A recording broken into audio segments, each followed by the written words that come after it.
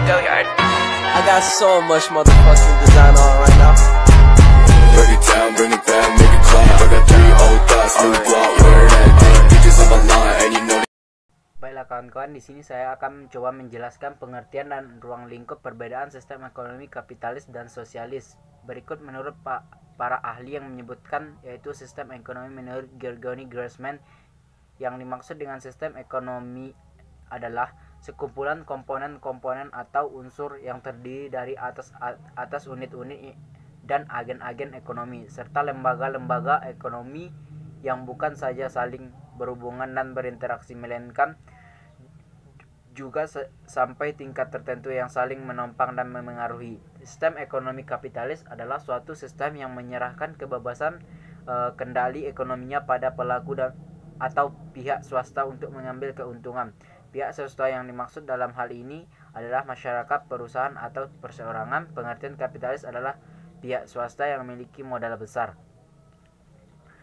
Adapun poin yang pertama, yaitu ekonomi sosialis merupakan sistem ekonomi yang pemerintahan suatu negara yang menjadi pusat pengendali ekonomi negara, dan dalam sistem ekonomi sosialis pemerintah memiliki kekuasaan penuh atas segala jenis pengaturan kegiatan ekonomi.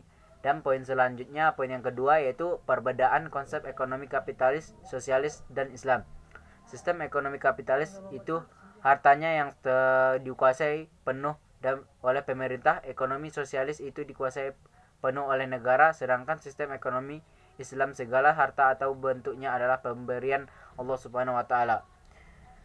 Dan poin selanjutnya itu poin yang terakhir, yaitu poin terakhir, kelebihan sistem ekonomi kapitalis. Terbagi juga beberapa poin. Yang poin pertama yaitu setiap individu punya kebebasan dan hak untuk memiliki kekayaan dan sumber daya produksi pribadi. Artinya sistem ini memungkinkan individu punya potensi kekayaan tidak terbatas.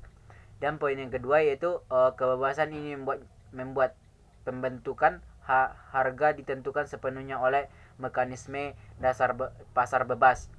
Poin ketiga yaitu tindakan selalu mendasarkan pada mekanisme pasar, menghadiri pasar persaingan sempurna.